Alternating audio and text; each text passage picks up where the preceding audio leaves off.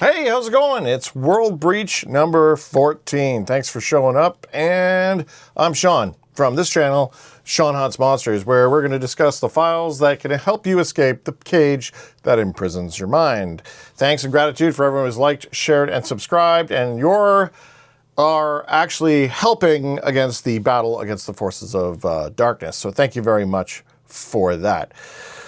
We should get into this one. Well, first of all, I want to talk to Frax, which is FR4CZ from the Discord server. You know, if you haven't subscribed to the Discord server yet, links down in the description. You definitely want to check that out. And he was the guy who went and I tried to get in touch with a publisher on this. You may require a few episodes back. I was talking about this book by Philip imbrogno about portals and gateways. And the book just seemed to vanish. It was listed, it came out, they had a cover for the book, and then all of a sudden the book was just gone. Like, it's actually listed as being published. There was an ISBN. It was in the process of being published, and his co-author, Rosemary Eileen Gallery, or whatever her name was, anyway, Rosemary, she was on it, and you can even get pictures of the book. It's got the ISBN number, and all of a sudden the book is gone. Gone. So I went out looking for it and couldn't find it. I mean, couldn't find it proper. And I mean, believe me, over here in some of these book stacks, I've got some pretty rare stuff. But yeah, to be honest, I don't know why. I don't know why the whole thing was gone. So, of course, after doing my usual searches on Abe and Thrift and everything else, can't get it. So, of course, I threw it to the world's largest sentient search engine, which is all of you out there, all the monster hunters, and sicked you on it. And Frax was the guy who did the legwork on it and got back to me with a pretty solid answer about what's going on.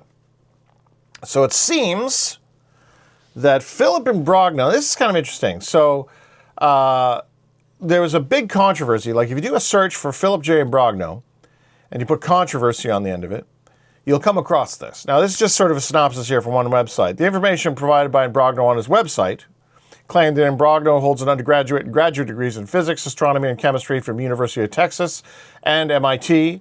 In 2010, he was awarded a PhD in theoretical chemistry from MIT. He's a staff member of McCarthy Observatory in New Milford, Connecticut, and is a founder and former director of the Astronomical Society of Greenwich and former director of the Bowman Observatory. Now, apparently, he's never went to MIT. And there's it's entirely possible that he lied about some of this stuff. Some of it.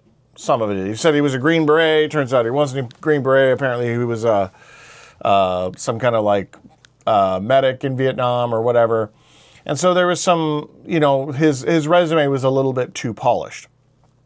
Or another way of saying it is that he lied. Now, I've long since maintained that there are two kinds of people on the internet. There's people who build things, and there's people who destroy things. And so you get people who get famous for building stuff, and you get people who are famous for destroying stuff.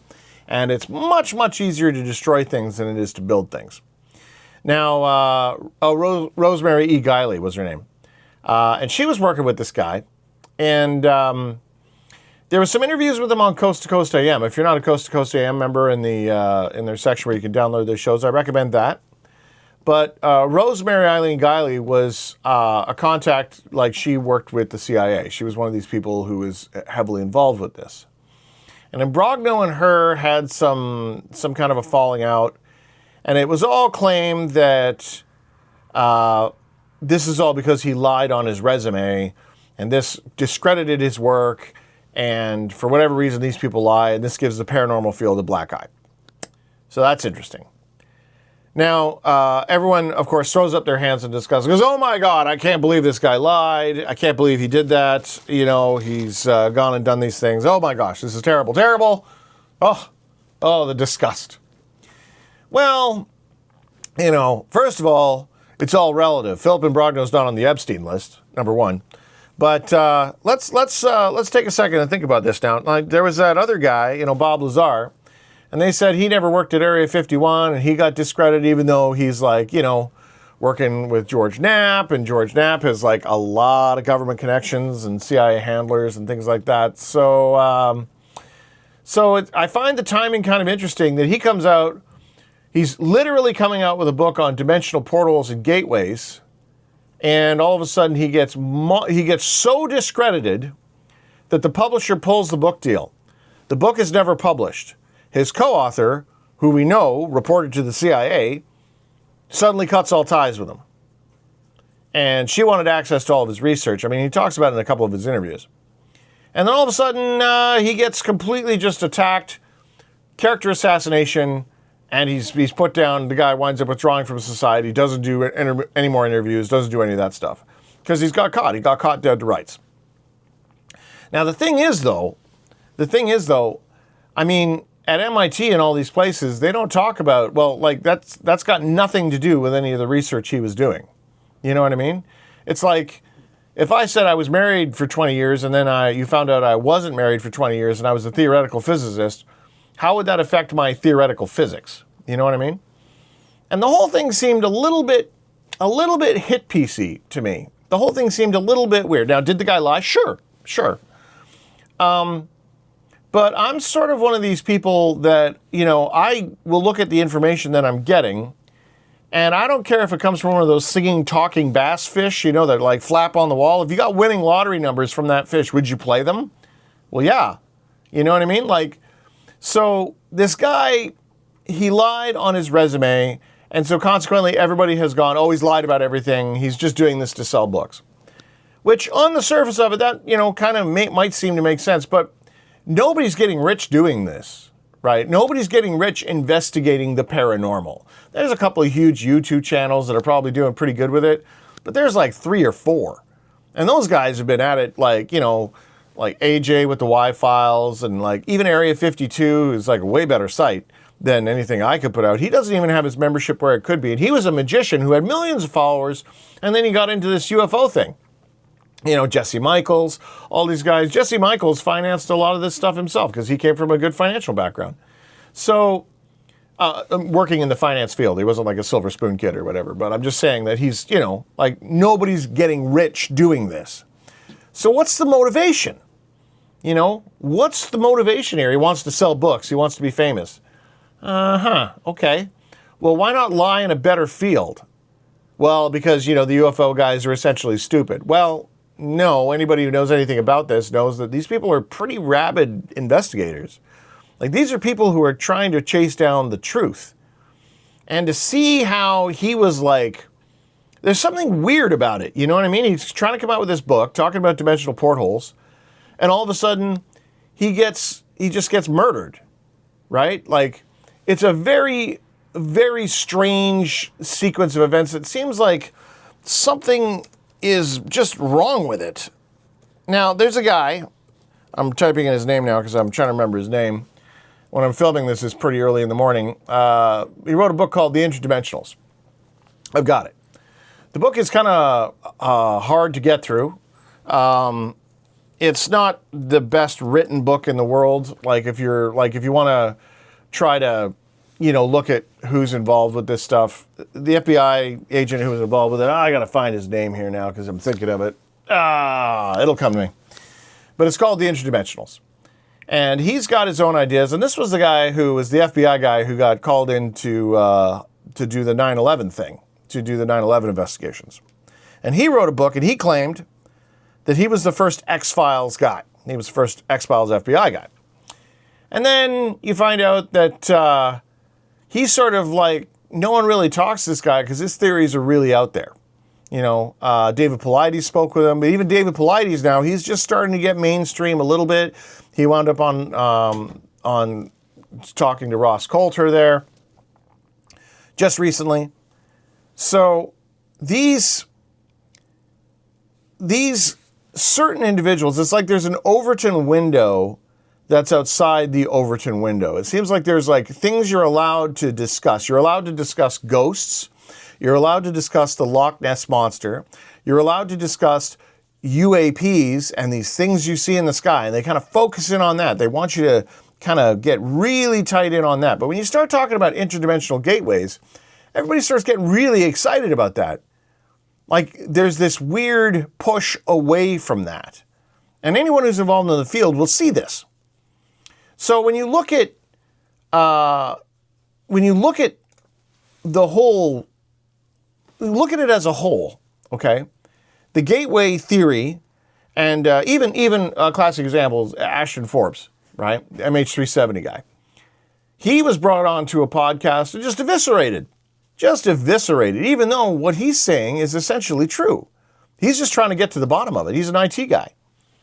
And so why is there this permissive structure which is in place where you're allowed to, now we're at a point where the Overton window is okay with ghosts, we're okay with some cryptids, some now, it's got to be Bigfoot.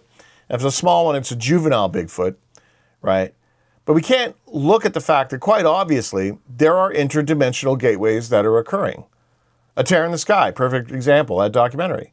We have footage of it. We know what's there. We know these breaches occur. We have people that walk through time slips all the time.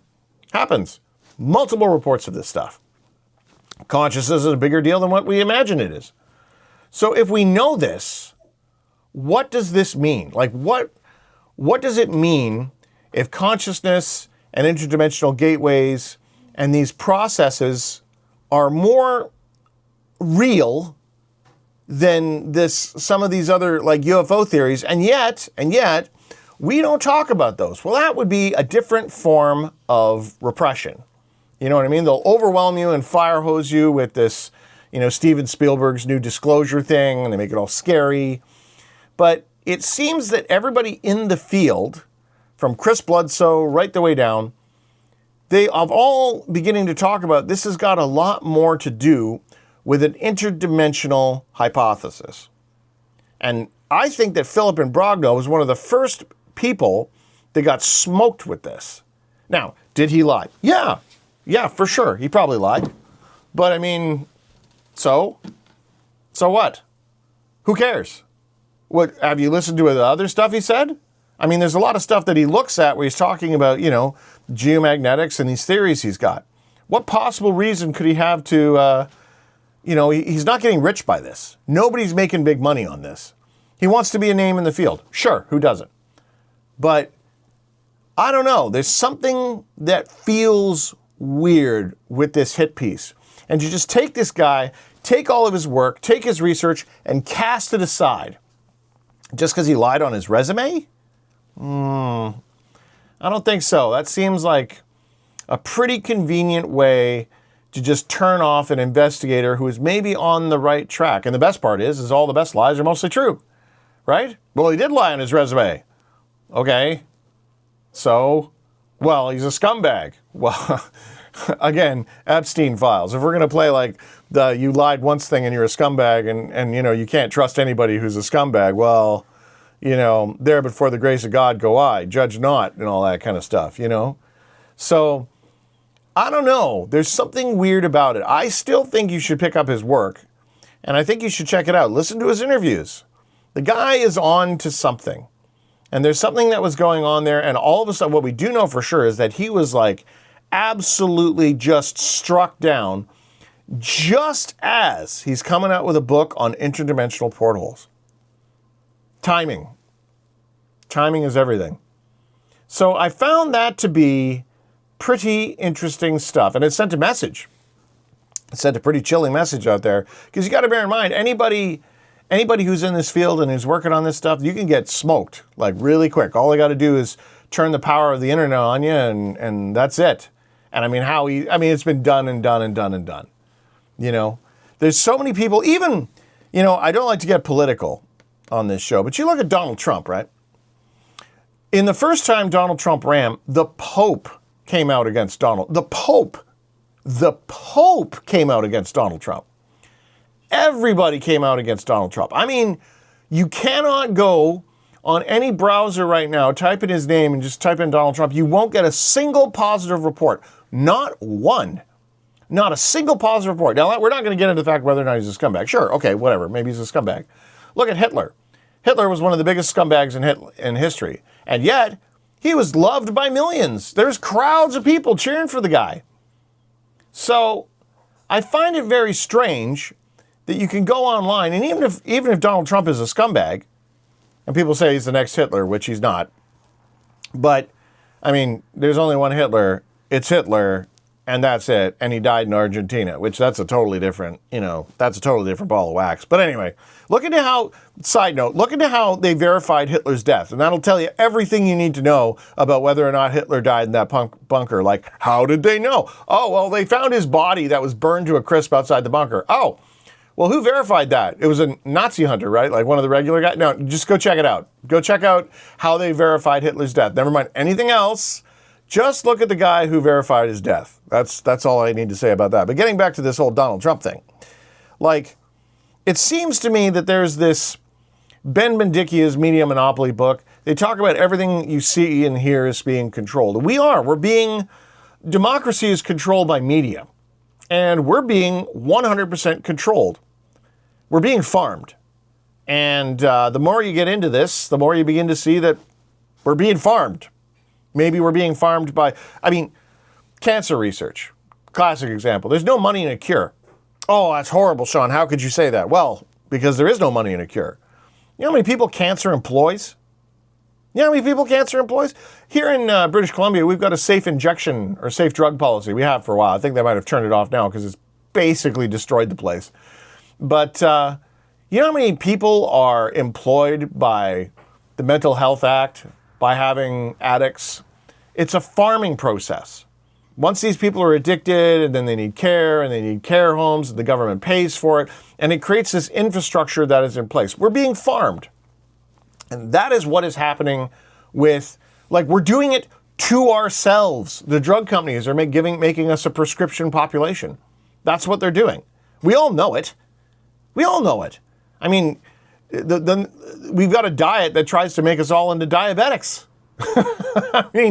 Can you even imagine? That's a huge, almost all of our ailments and problems we're having can be solved by changing our diets. Okay, changing what we eat. If we just eat, food, not even healthy food, just, stuff that's food, not this hyper-processed crap that should have cigarette warning labels on it.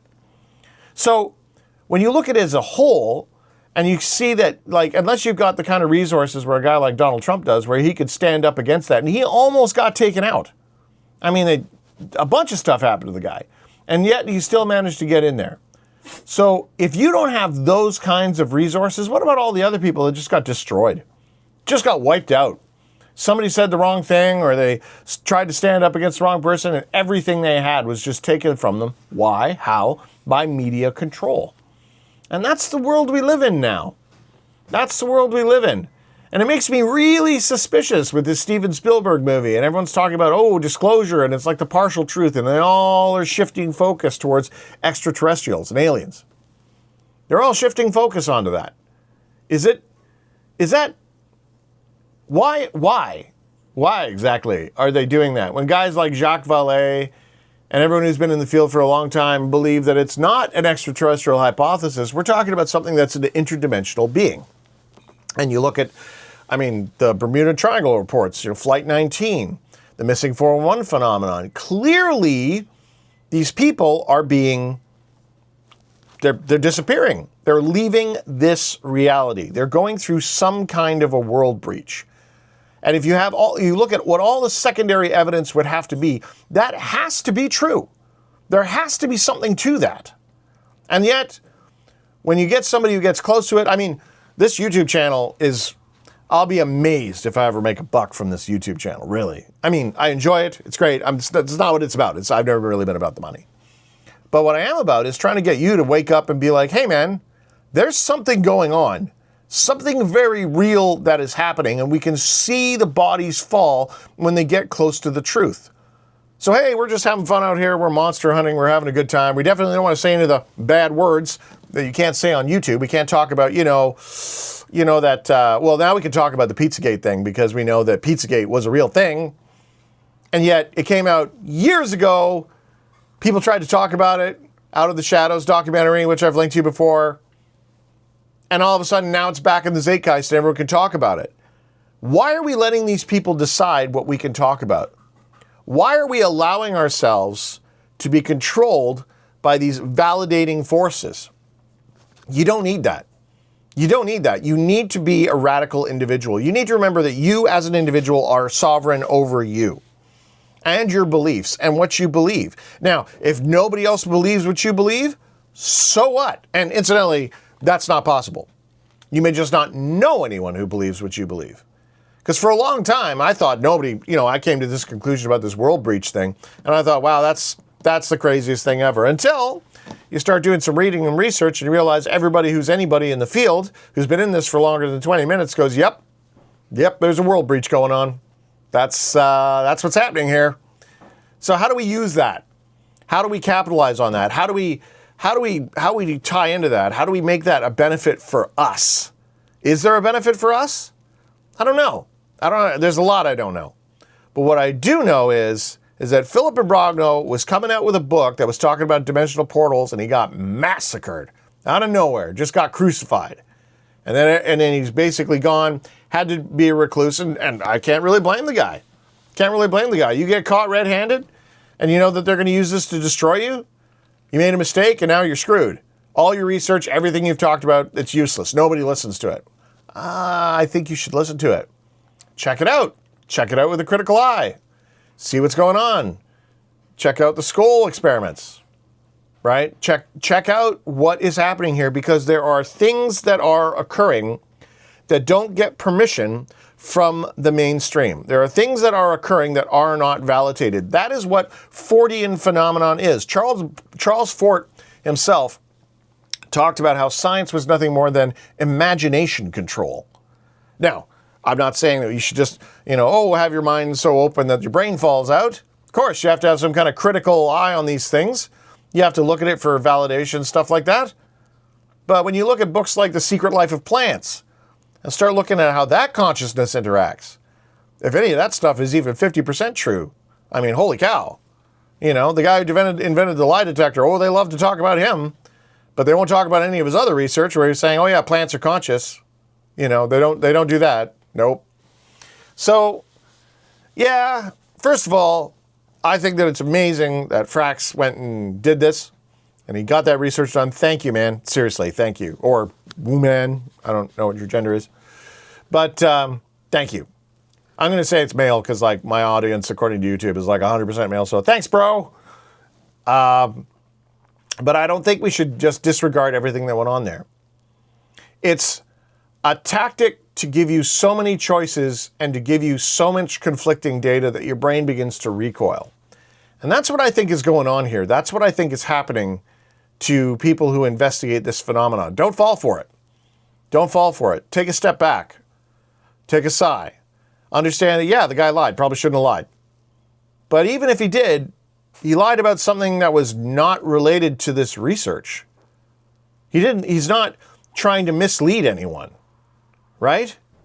Now, and yet, we got the guy from Mirage Men there. Dude drove Buddy insane because he's a pilot, right? And everybody still invites him to UFO cons. I mean, he professionally lied. That was his job, right? And yet, still popular. But Philip Imbrogno, he fluffed up his resume. Oh, no, that's no good. John D'Souza. That's the guy who wrote the Interdimensionals book, who's great, by the way. I like John D'Souza. Don't get me wrong. You should check out his book. I don't mean to be critical of his work. He's seen and done a lot of stuff, and he's one of the giants in the field. I just think that book, I think that whoever was working with him on that book should have probably helped him a little bit more with it. I think it's a good book. I just, there's so much there. I guess, when you read a book and you want to be like, God, there's so much more I want from this book. You know what I mean? And John D'Souza is one of those guys I'd lock in my basement and just interrogate him for days. Because for a fact that cat's got just tons of data that he doesn't talk about. Super nice guy. So not critiquing John, not critiquing his stories. It's just the style of that book was a bit weird. And I think it was his first book, actually. But in any case, not to throw shade. I hate throwing shade on people. That's what I wanted to go with this whole Philip Imbrogno thing. Because even though, yeah, okay, he lied on his resume, and so they lined him up against the wall and shot him. But that's not really to spec. It's not really to scale. The punishment didn't really fit the crime. And why is that? And I think it's because him, like John Keel, who's to this day still, You know, a lot of people rip on John Keel, Ivan Sanderson, who nobody talks about. And that's why I think Jacques Vallée stands way back. And he doesn't come forward with being like, oh, you know, I don't really talk about interdimensional stuff. You know, it's just, I don't think it's an extraterrestrial. Well, if it's not an extraterrestrial, Jacques, where, you know, what are your other options? And he's like, well, you said it, not me, right? Why do you suppose he is that way? Why is there an invisible college? Why is there this group of people that have to keep this research secret? Why is this research not funded? Well, the people who hold the cash are not funding it. Why? Because it's not real? No. Come on. We've funded all kinds of crazy stuff. We've got studies on the, oh my God, come on. You know better than I do. We can sit here all day and go over like research grants that have funded studies in foreign countries that don't do anything. Like, oh my God. So that doesn't work. That's an excuse.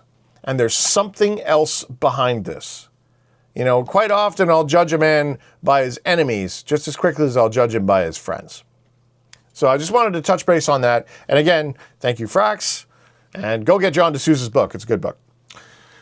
Good information. Good information in the book. I'm just saying, you know, he talked about some pretty interesting stuff that is not discussed by a great many people.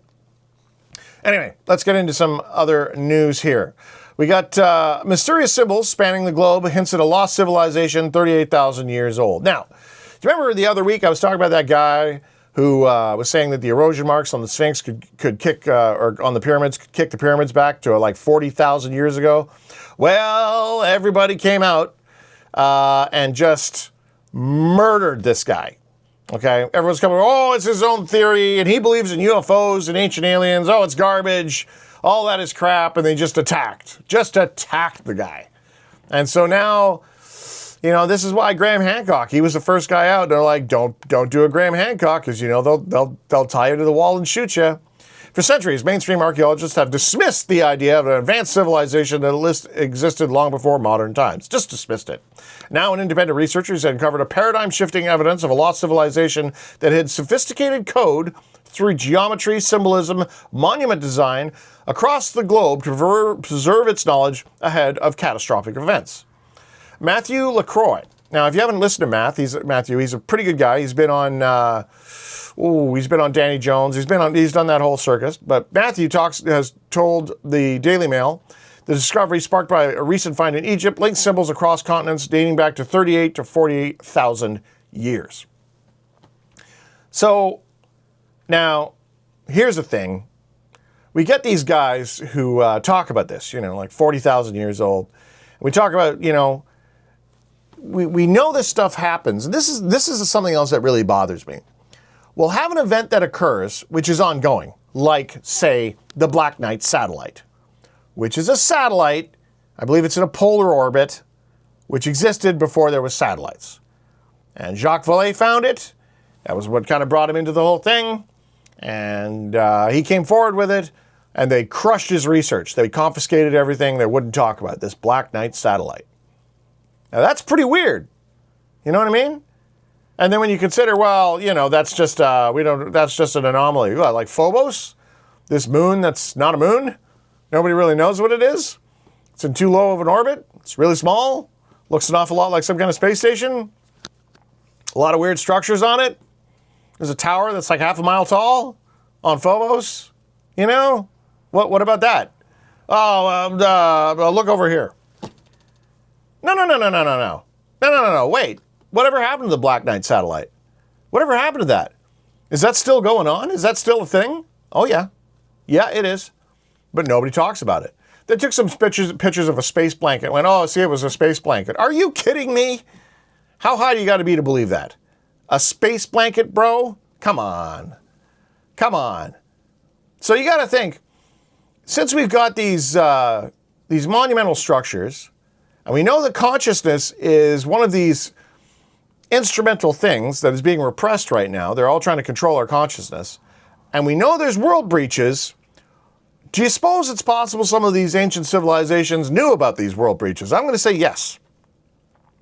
I'm going to say it's also possible some of these ancient civilizations may have gone through these world breaches. maybe that's a way to avoid a catastrophe. If you know your planet's going to blow up, what are you going to do? Get off the planet. Now, if you can't do space travel, then you're going to have to find another way to do that, right? Well, you know, Sean, they didn't have space travel. They didn't have any ability to move through the sky. That's ridiculous. Oh, right, like Vimyanas and stuff from India where they talk about the flying vehicles and all the reports of UFOs. Never mind any of that. You know, what about the Nazca lines? You know, these massive geoglyphs that, you know, you can only see from the sky.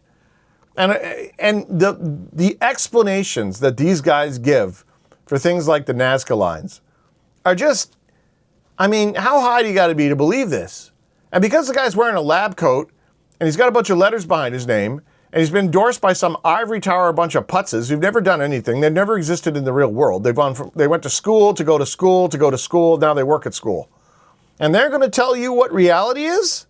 I don't think so. I don't think so.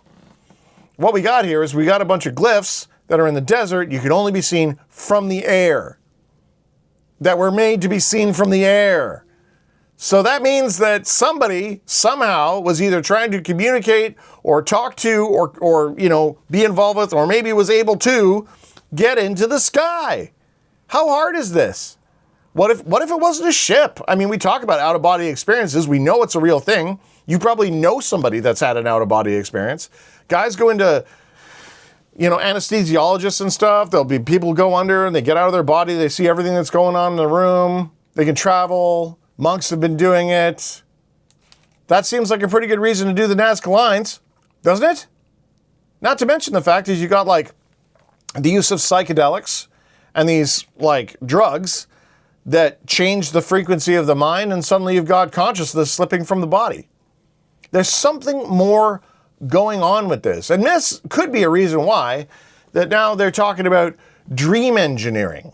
That's the next story here. They're talking about Northwestern University scientists exploring the possibility of programming your brain to solve problems during rapid eye movement sleep, have found a compelling evidence that as a type of dream engineering is not only possible, but potentially valuable as well.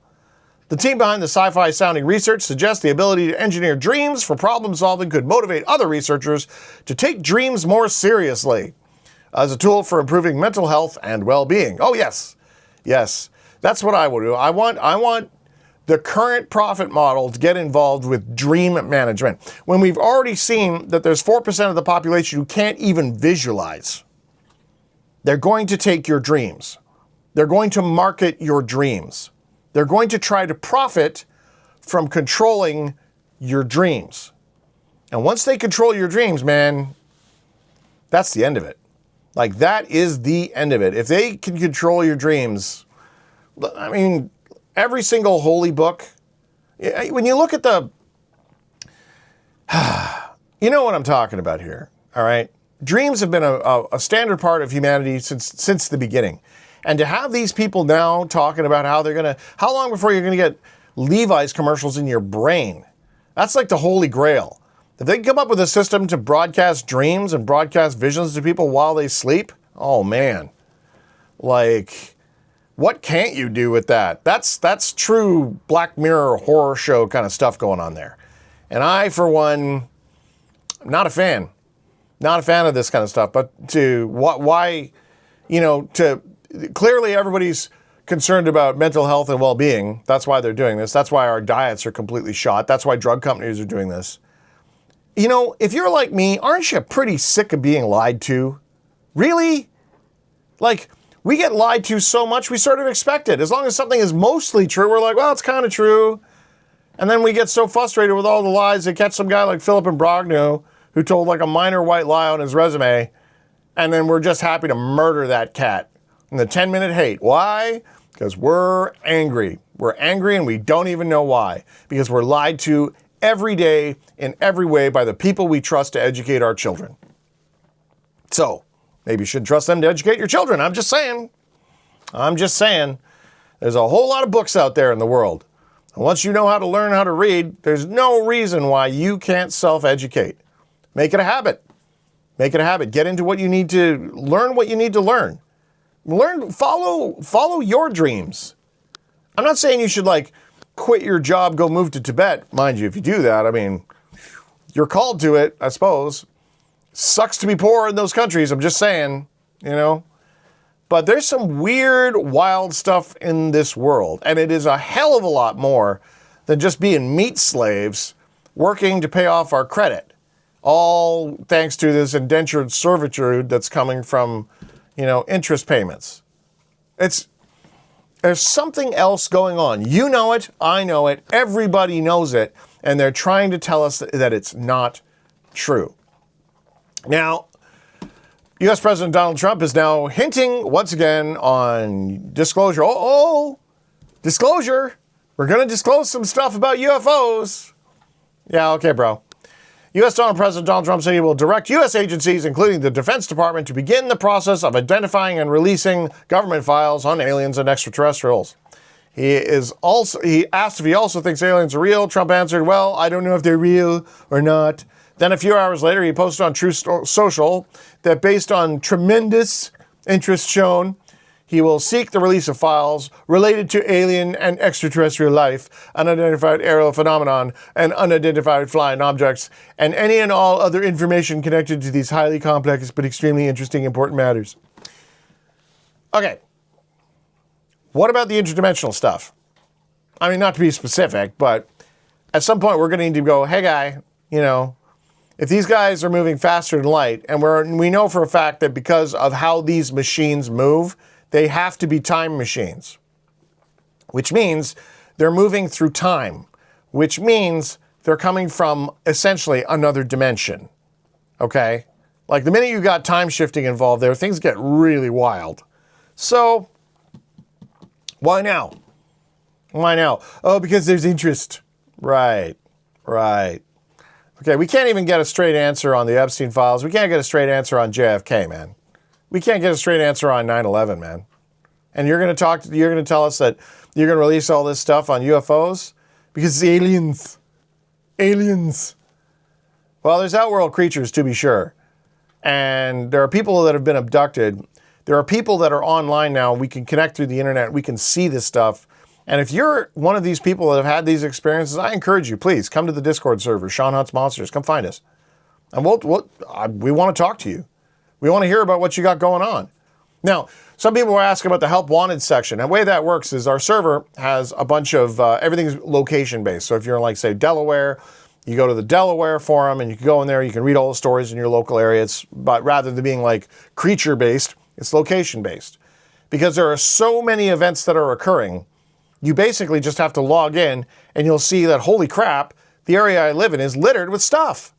And if you've got reports, put them in there. That's why it's there. Make sure you include links because they're finite size. You can't make it like super huge or whatever. But once you get in there, you can start laying it out and saying, hey, and one of the tags, because you have to tag everything when you put in there, it says Help Wanted. So put in there saying, yeah, Help Wanted. I'm trying to get out there and investigate this stuff. We need to get together in meat space. We need to get out from behind the screens. We need to realize that these are we're all staring into boxes of light that are programming our brains. And there's something wrong with it. There's something off about it. And we need to get a little bit more focused on what is going on. Now, sometimes you can take courses. Now, this is an interesting course got available. A massive open online course on unidentified aerial phenomenon studies. Now, I don't mean to be negative. But they're UFOs, okay? And yet, there's all these universities now that's like, well, we're going to go forwards with it. Let's get into this story here. The massive open online course seminar, first established, first open access academic rigorous seminar series in UAP studies. In regular MOOC seminars, experts from a variety of disciplines will present their public to the latest research and share their methodologies, thinking about how we can study and learn about UAPs.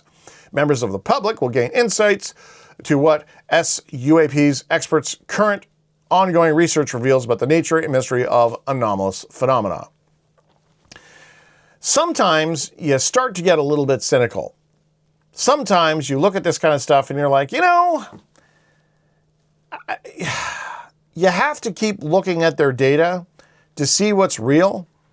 But anything that like brings you close to the truth sometimes, I think is purposely repressed.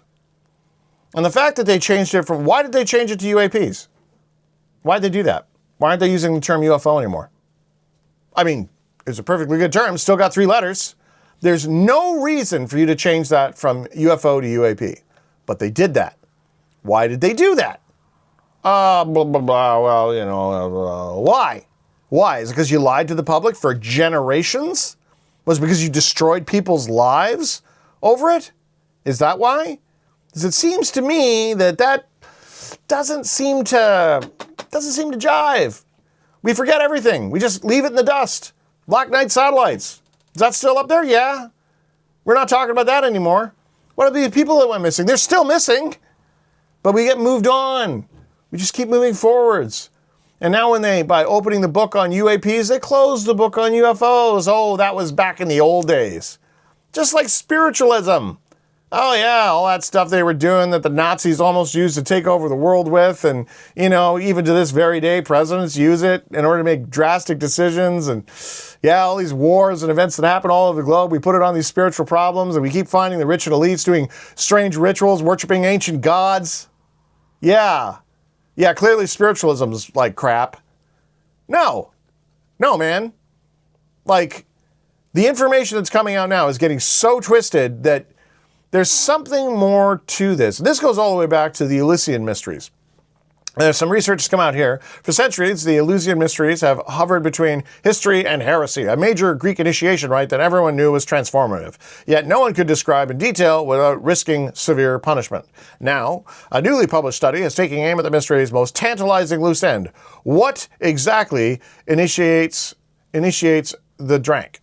Authors argue that dangerous ergot fungus could have been chemically processed to a milder psychoactive compounds using techniques available in antiquity, potentially offering a practical route to visionary kykeon without mass poisoning.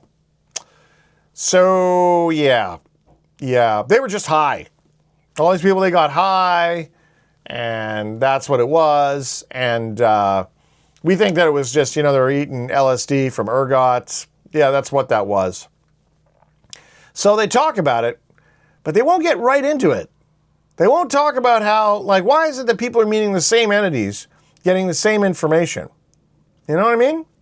Why is that? Because there's more to this reality than what we're being told. There's more to this reality than what we see. And instead, they want to keep us slaves. Stay in your cage. That's what they want. That's what they want, man. And every time that you try to step outside of that, look a little bit deeper into this, they hit you with the swamp gas lighting. Sure. You can go and get involved, and they'll dump you full of drugs and psychedelics and stuff, because there's nothing easier to discredit than somebody who is high, right? If you're doing all this work and you're able to get, you know, out-of-body experience, dude, you're just high. You're dreaming the whole thing.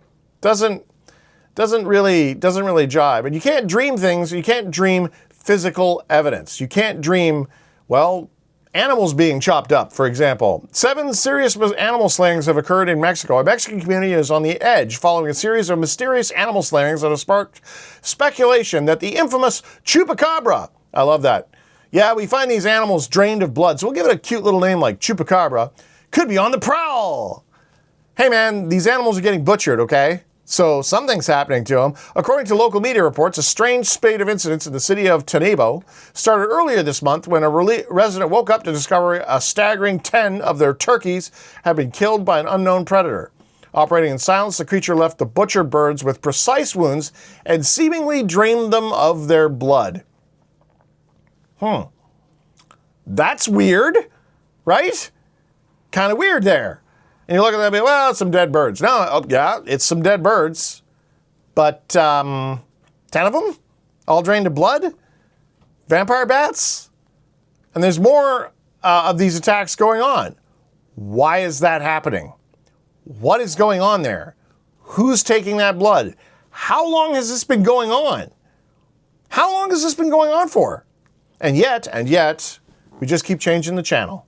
We just keep changing the channel. We're too concerned about what Bad Bunny's doing on the Super Bowl to be worried about what is cutting up our cows and taking our children.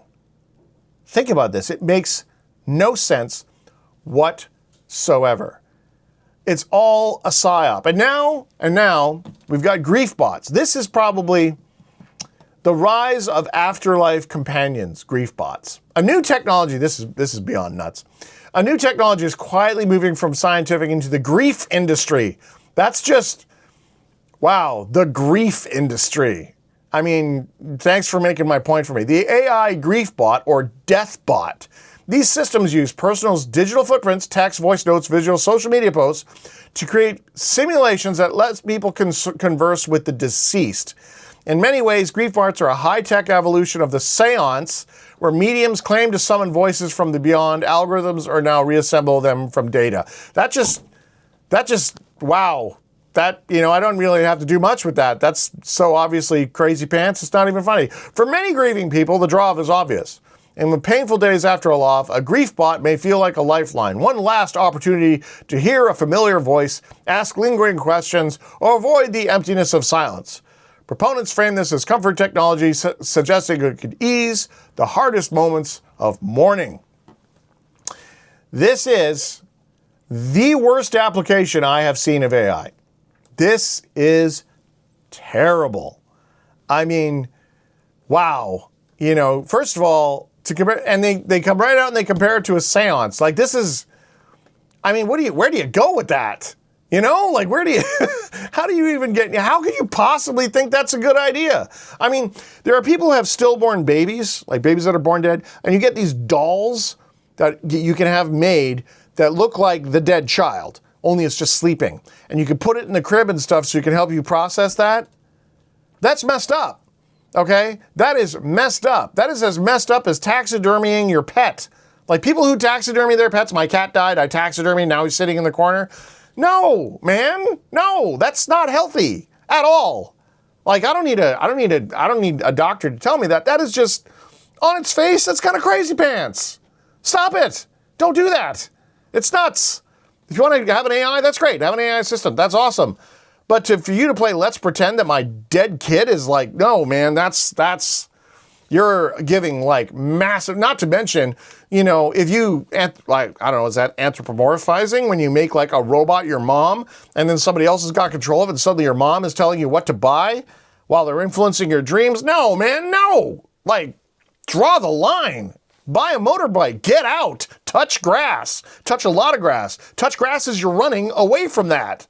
Seriously, that is so crazy. I mean, if you don't think that's crazy, then you've got bigger problems, okay? But as for me, a person who loves you, that's nuts, okay? Don't do that. That is mental. And it goes on to say, now this is all about, they're desperate to try to prove that you're not a spiritual being. Oh yeah, just like, you know, the Griefbots are like a seance. No, it's nothing like a seance. Thanks for coming out. But there's a quantum consciousness debate, or we're not spiritual beings, trust me, bro. New research from Wellesley College, Wellesley College, that college with a W College, suggests that microscopic brain structures called microtubulars play a key role in generating consciousness. Suggests. They don't know. They have no idea. Potentially operating through quantum level process. Wow. So it suggests potentially that your consciousness is at a quantum level, which nobody understands. The findings will lend support to a theory first proposed by, well, it's actually a hypothesis, first proposed in 1990 by Nobel Prize winning physicist Roger Penrose. So he won a Nobel Prize, so that's cool. Who argued that the moments of consciousness experience arise from quantum wave function collapse in the brain. Sure, man, sounds good. If true, this could imply that consciousness is rooted in quantum physics and may even be interconnected across individuals, forming a vast and tangled web of awareness throughout the universe. Like, duh. This has only been said by everybody everywhere since the dawn of time in every single religion. While the theory remains unproven, so it's a hypothesis, it stands as one of the most compelling scientific attempts to explain how consciousness might emerge. Might, probably, potentially lending support on a hypothesis. If true, what? This is exactly the kind of stuff you have to be on guard for. This is the kind of stuff that you're looking at where they say, oh yeah, well, you know, You are just a meat bot. There is no right and wrong. You're just a meat bot. We can eat kids. It's no problem. You're just a meat bot. Because if there is no right and wrong, then everything else is just a matter of framing.